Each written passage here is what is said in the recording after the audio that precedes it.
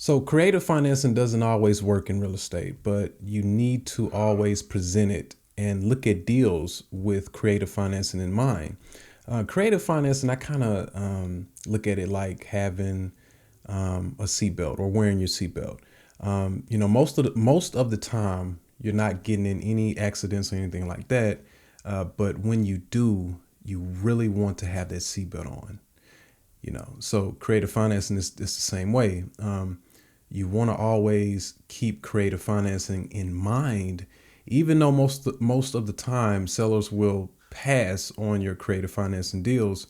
But you always want to look at deals with creative financing in mind, and you always want to present them in deals because they could work. Some sellers could accept a creative financing deal.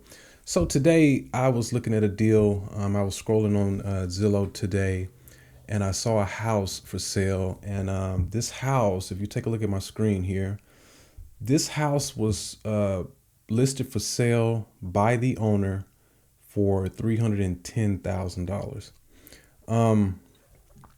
So this is the price. The house, I looked and seen what the house would rent for, and it would rent for about $2,000 a month. Okay, so $2,000 a month for the rent, and they want $310,000 for it.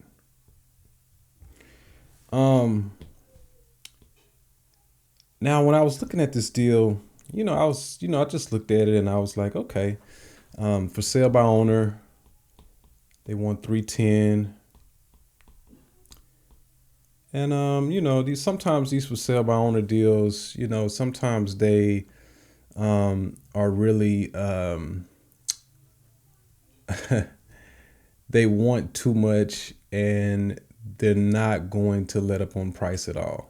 Some of these for sale by owner deals, they want a certain price, and there's no budging. Not all the time, but in my experience, whenever I try to call these people who have their houses listed on Zillow for sale by owner, the owners are, they don't really budge that much. In my experience, I'm sure this doesn't happen to everyone, but in my experience, these people they have their price set at a certain price, and that's the price that they want. They don't want to budge or anything like that.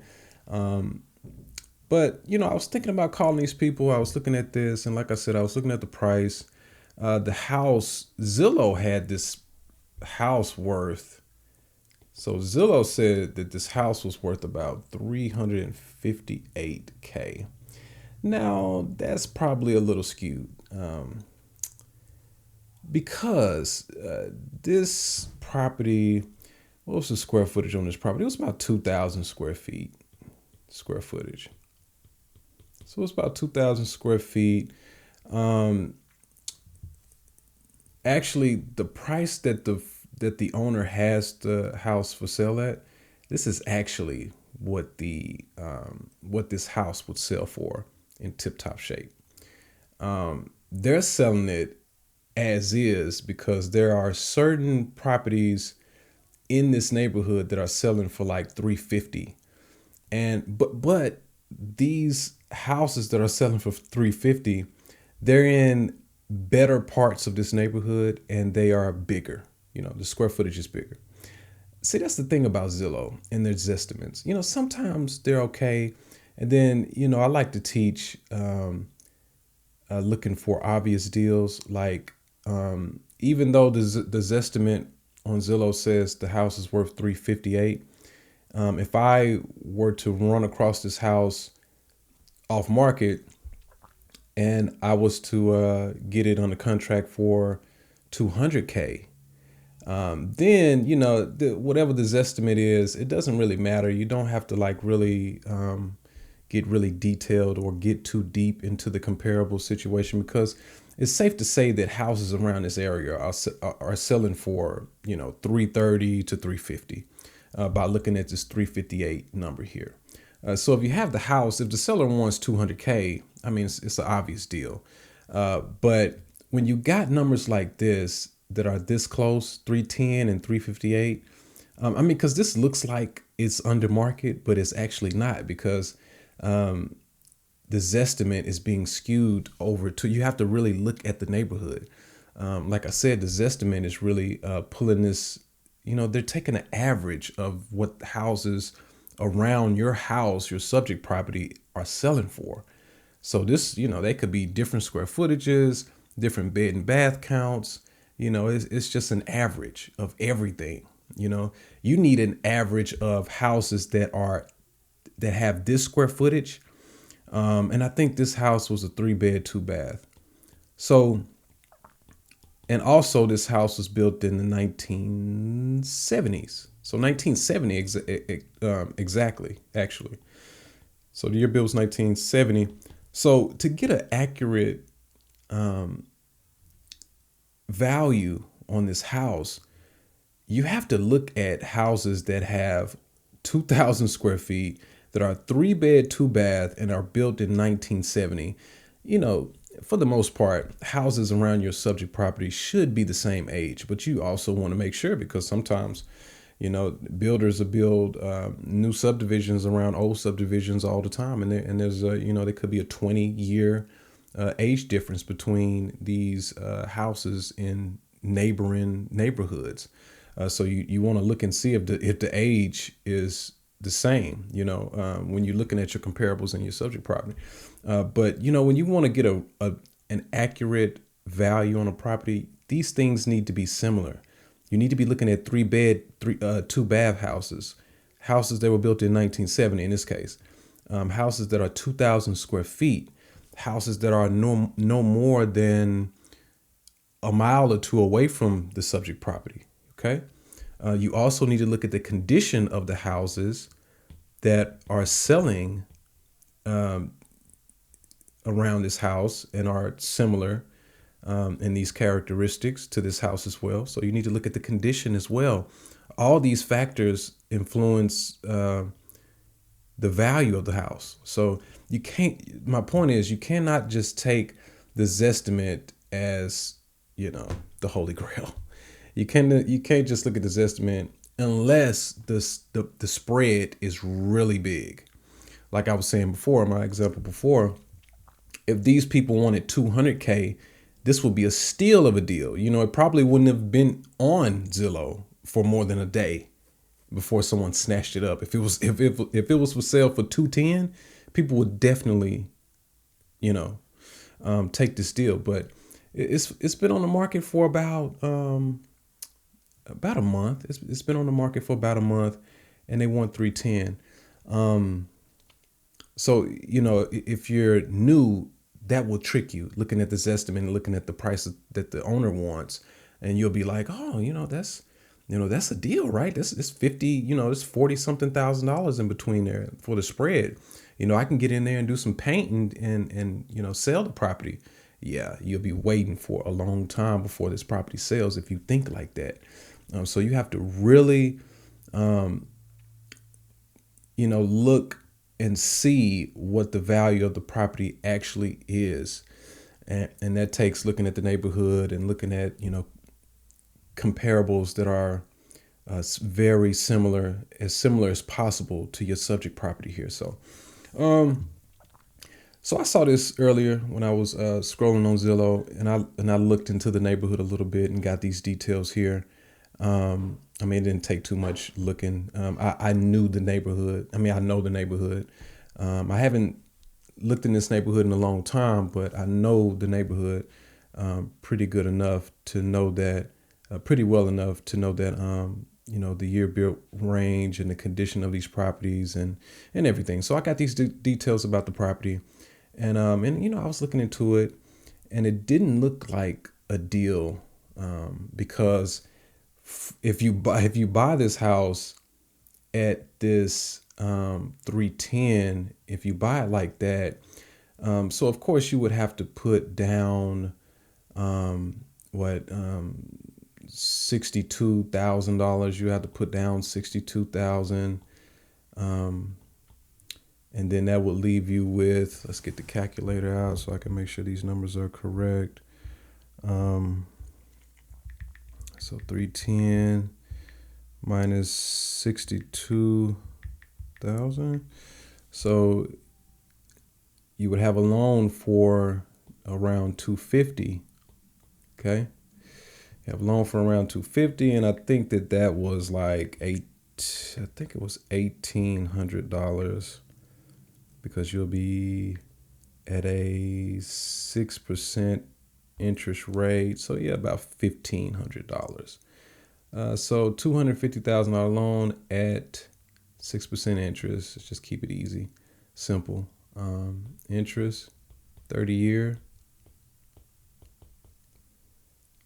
And that will be $1,500 minus taxes, minus insurance. So, with those things included, you will probably be at the $1,800, that $1,800 figure that I used earlier. So when I was looking at this, I was like, man, it's going to cost you around $1,800 to buy this property, plus your $62,000 down, and then the rent is $2,000, so you're making what, $200 per month, $200 a month in rent, and that's nothing. That's nothing to account for. I mean, if you wanted to, use this as a project, or if you wanted to create a job out of it, you can, I guess you can make $200 work per month, but this wouldn't, those margins are way too thin. That's way too thin. So I was looking at this and I was like, this is nothing. This is nothing. Even if there's about $20,000 or $30,000 in equity there, still, these are thin margins, man. $200 a month. It's just crazy. So I was looking at that and I was like, man, that wouldn't work. And this is for a long term. So this is a long term rental. Now, to me, this is just me. If I cannot make the long-term rental look appealing, then I won't even think about mid-term rentals or short-term rentals.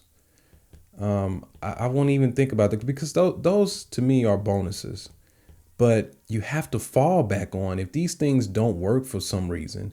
Like if this, getting mid-term and short-term rentals in a neighborhood, I've never done it before, but I would imagine that it would be a headache for the landlord who, for me, I'll just say me, it'll be a headache to get something like this established in one of these older neighborhoods around this area that I'm in. Because homeowners, man, they don't want, and that's the thing. This house is around a lot of homeowners. This neighborhood is full of homeowners, not rentals. These are homeowners, and homeowners do not like. I mean, I'm a homeowner, and I can just tell you that we do. Whenever we hear something about a mid-term or short-term rental being beside us or around us in the neighborhood, man, we get we get fearful and we get upset. We get angry about that. So I don't know how long short-term and mid-term rentals are going to last in a neighborhood, in particular neighborhoods. I just don't know. So because there's certain areas, in the United States where they're banning these. I've called places like I remember I called this realtor in Alabama because me and my wife were looking at properties near Orange Beach, and we was thinking about buying one and setting up an Airbnb. But I called one of the realtors down there to look at a house, and the realtor was like, "Well, you cannot put any, this county has banned Airbnbs in this area that you're looking in. So Airbnbs in this area are banned. You cannot establish an Airbnb business here."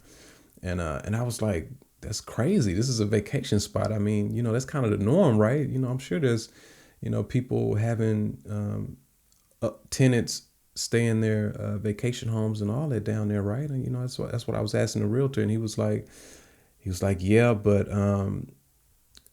like they're really going after people who are trying to establish new Airbnbs or midterm rentals, short-term or mid-term rentals. So, I mean, they banned it. So you can't, that's what the realtor was telling me. He was like, they banned it. So you cannot establish anything.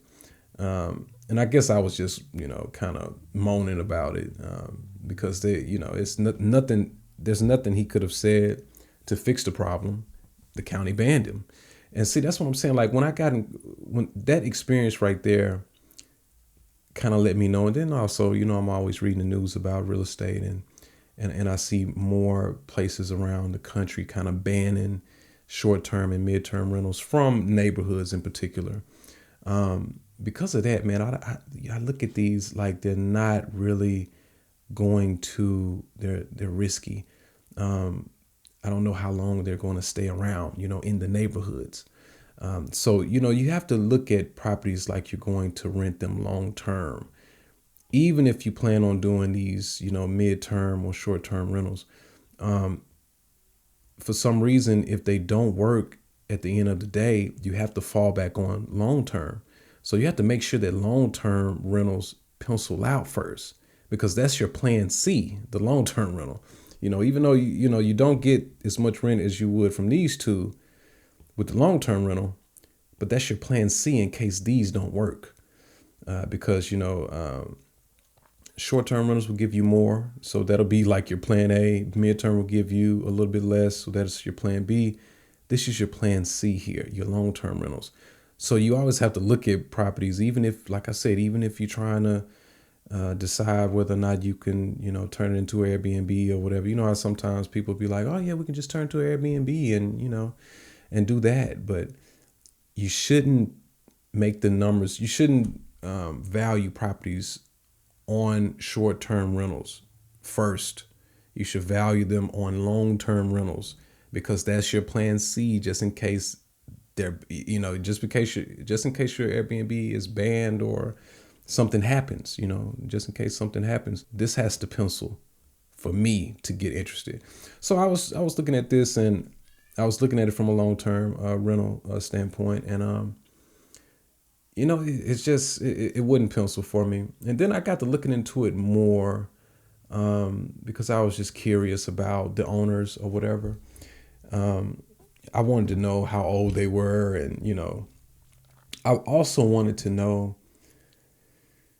how much equity was in the house, because I was like, if I can negotiate something here, I wanted to see how much room I had for negotiations. And because, like I said, I've spoken to for sale by owners, people, I call them for sale by owners, but people who list their houses for sale on Zillow themselves without a realtor or anything. I've spoken to these people before, and I mean, man, they do not. I mean, they, sometimes, most of the time, they're homeowners. They're not landlords or anything like that. So they can they can live in the house. So, it's not really like life or death for them. It's either you give them the price they want, or they're going to live in the house. It's different for landlords, especially unless they're in distress, unless these homeowners are in distress. And I haven't ran across for sale by owners who are like in real deep distress. I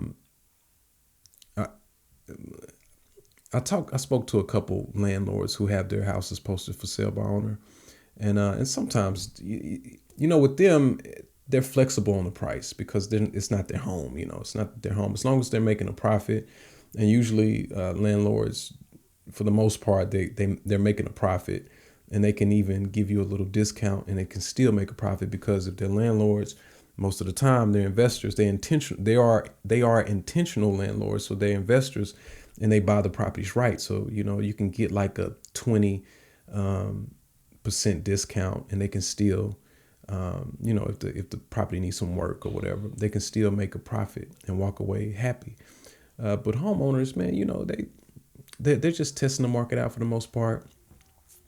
And they just, they take their bids, and they take the highest one, the cleanest and highest offer. They take that, and they don't care.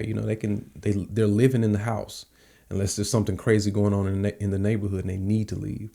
But I was looking at this, and I was looking to see how much room I would have for negotiations if I decide to call these people.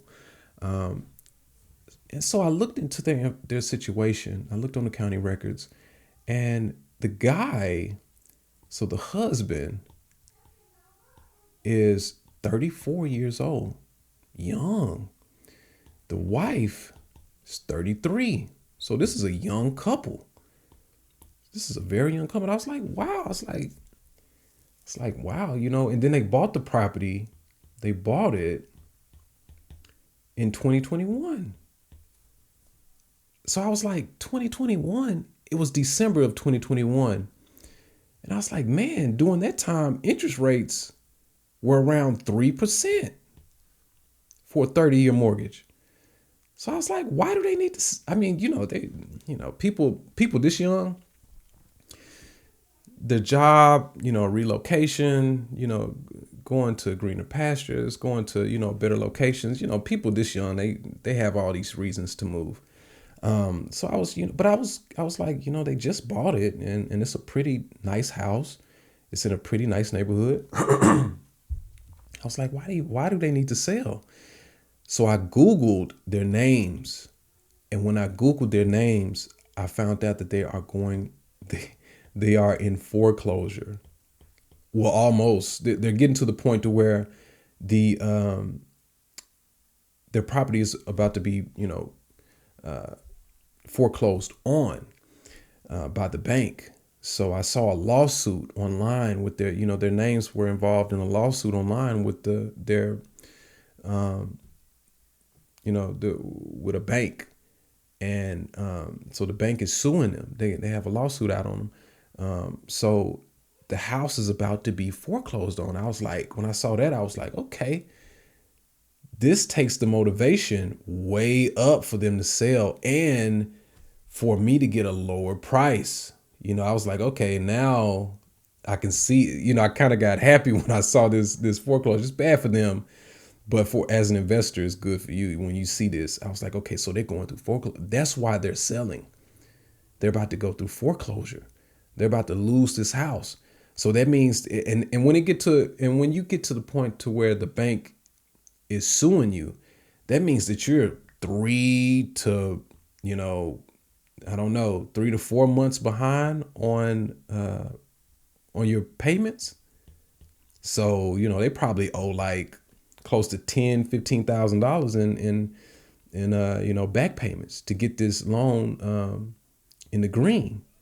So at this point, they're not making their payments on time. And they have, probably $10,000 to $15,000 that they need to pay in order to get this property, to save this property, basically, to get it back into the green. So I was like, man, I was thinking about that. And then I got to thinking about, because they bought the property in 2021, like I said, in December of 2021, they bought it for $297,000 in 2021. And when I saw that, I was like, oh man, that's way too high. I mean, it's not, I mean, I guess it's not too high for this area and this house at the time. But I mean, at that time, that was pretty pricey. But anyway, maybe it wasn't because that area is a really good area. But when I saw this, I was like, man, they paid $297,000 for the house. I was like, I don't have any room. I don't have any room. And then I was thinking, I was thinking about how much of this have they paid down until today. How much do they have left on their loan today? And I figured that I had ChatGPT do it for me, but I figured that they had about $250,000 left on their loan, but they have a $250,000 loan at 3% interest because of, this during this time in December of 2021, interest rates, like I said, were about 3%. So their loan payment on this $250,000 that they have, left on their loan, they're probably paying. So this is at 3% interest. So their mortgage payments are probably around $1,000 a month, or $1,000 to $1,200 a month, for their mortgage. And see now, it's starting to look good. It's starting to look good if you can assume this mortgage, if you can assume it. Now, you would have to, talk to their bank, and they would have to talk to their bank and see if they can see, can it be assumed. Um, but see, that would be a play here. See, if you can assume their mortgage, you can get this 250K at 3% interest, and just pay this, $1,000 to $1,200 per month, and then you can rent the property for $2,000 a month. So that looks good, right? It looks good. And then, when I saw that, I was like, okay, that looks good. But see, that's gross potential income. Well, actually, no, actually, it's not, because you factoring out your your debt payment. Um, but as I was looking at this, I was like, man, that's like, that's $1,000 to $800 a month, right there in cash flow. But then I got to thinking about, you know, insurance and all that. So you need to add. So let's say it is 1,200 to be safe. Now you got to add that in. So that's 1,500. And then also you need to add in, you need to also put away money for expenses and things like that. And then also property management too, bro. You need property management to make this passive. And then, also these people, their property management is ran by, for the most part, realtors, real estate agents, people who are licensed real estate professionals. You want the professionals to handle all of this for you, so you won't get yourself into any situations. So you have to factor that in. So there's some expenses to factor in here. And I think when I factored all the expenses in, my profit went back down to $200 per month again, you know, 200 per month, excuse me. So I was like, man, that's just crazy. But, some people, they will, I've met landlords, older landlords that will look at this and be like, you know what, this will work. This will work. Even if I had to pay a little bit into this, one day this thing will be paid off, and then it'll be generating a lot of money for me every month. But I'm not that type of investor right now. I don't want to buy something that I have to pay money into. I don't want to have to do that. And with a house, man, with so many things, this house was built in 1970. There's always things that are going to go wrong, and you always have to think about that. So $200 a month in profit, and even though in this expense figure here, there's money set aside for expenses, unexpected expenses, and anything that the property management would need to pay for to get your house in great condition and keep it rented as well, because there's fees for listing your property and showing it to people and all that. But man, like $200 a month. But see, because I'm a homeowner, I understand that this is not enough. For your profit, this is not enough. $200 in profit. I mean, this is a job. This is basically a job, bro. And in order to even get this, you still have to solve the problem of figuring out how much they owe. So you would have to pay this. And because, the difference between this 250 and the 310 that they want is $60,000, right? Yeah, 60K, I believe. Yeah. So yeah, 60K. So you have to solve that problem as well. For even before, I was thinking about this at the end. This will be nice to have, getting it at 250, assuming they're loan at 250, and then, collecting this, and maybe you can figure out a way to raise the rents or whatever. But in order to even get to this stage here, first you need to figure out this $60,000 equity problem that you have, because right now, looking at the face of it, you would have to give them 60K, and then you can assume this beautiful loan right here for 250 at 3% interest. you would have to give them 60K because they want 310. So with that, I was, I was thinking, and then I was also looking on Chat GPT and seeing what it had to say. And I think Chat was like, you can try to give them, you would have to figure out how much they owe, here, how much they're behind. So you would have to pay that.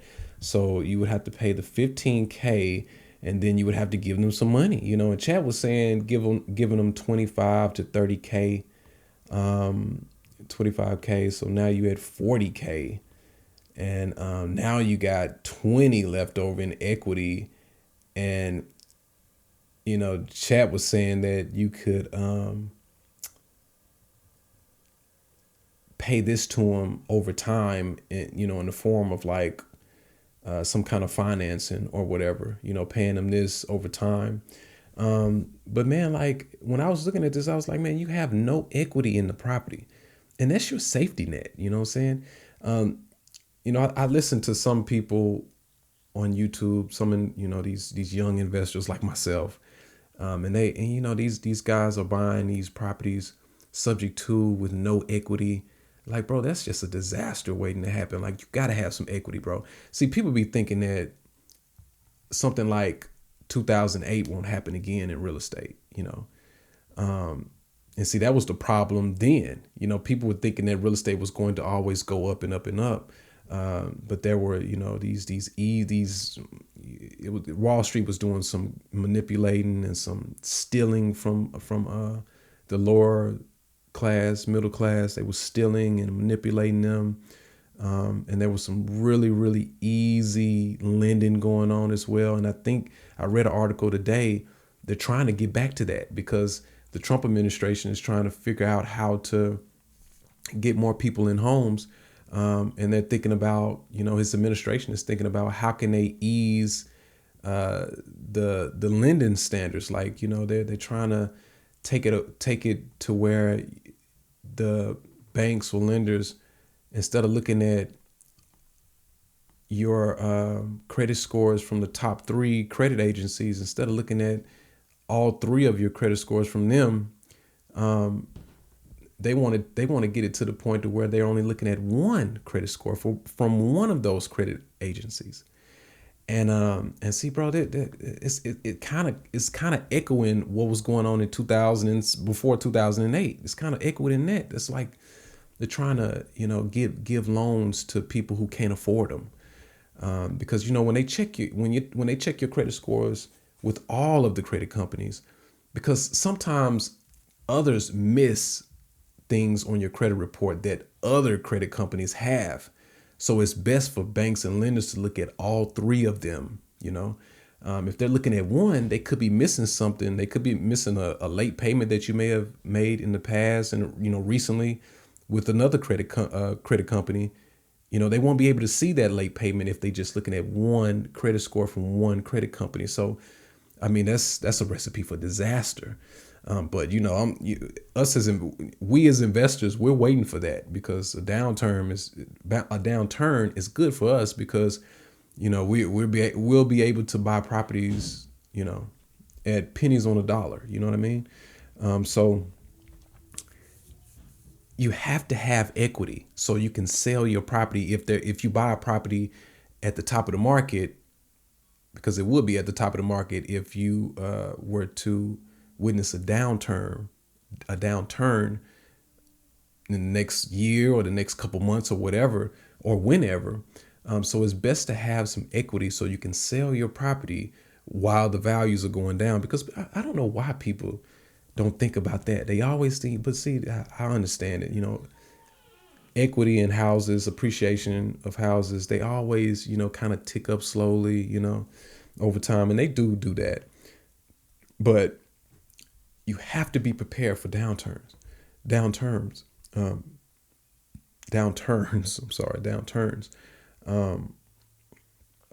But you have to have some equity. You gotta have some equity so you can sell your property and get some money back if you need to sell it, because you may have to lower the rent here to keep somebody in here. Oh, sorry, this is the square footage. You may have to lower this rent People was having to do this in 2008, doing that crash, because people were losing, they were losing their jobs or whatever. And people had to lower their landlords had to lower their rent a little bit to keep people in there. You know what I mean? How can you do this when you got a $200 spread here? You can't lower it. You would have to sell it. And see, then if you have to sell it and you don't have any equity, you stuck. So, I didn't really like what Chat was saying here. I would want this to be equity in the property. At least this really isn't anything. I really would just like to just assume I really would my deal would be to pay what they owe and just assume their mortgage and be like, okay, look, you're free, bro. This won't be on your credit report, or anything like that. You're good. You'll be doing them a favor, but I don't know if they're going to take that. I don't know if they're going to take that. Maybe they would. Maybe they would. Maybe they would. I'm still looking into this one. Just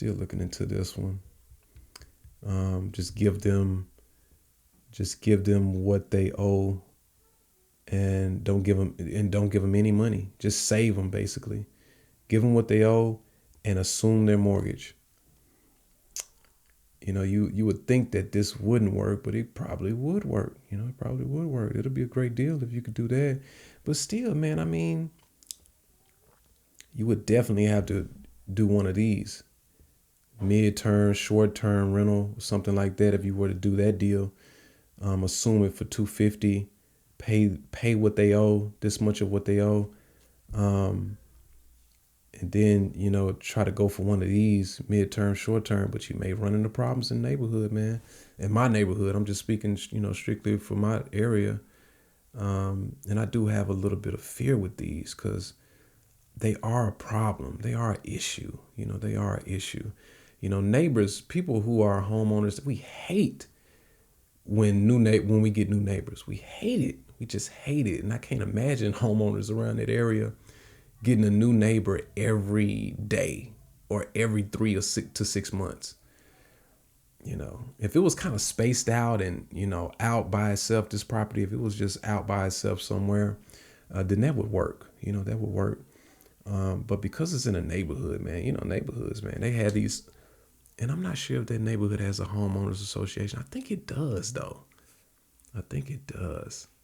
Because see, these homeowners, they join the homeowners association, the board, because I'm thinking about joining the board in my homeowners association as well. I'm thinking about joining the board because I want to know what's going on in the neighborhood. And I got some rules of my own that I want to present. Like, people having their dogs running around everywhere. I want to present some rules of myself, So I'm still looking at this deal. I just wanted to kind of just, say it out so I can think about this thing again. But that's all I wanted to talk about today. I'll talk to you later.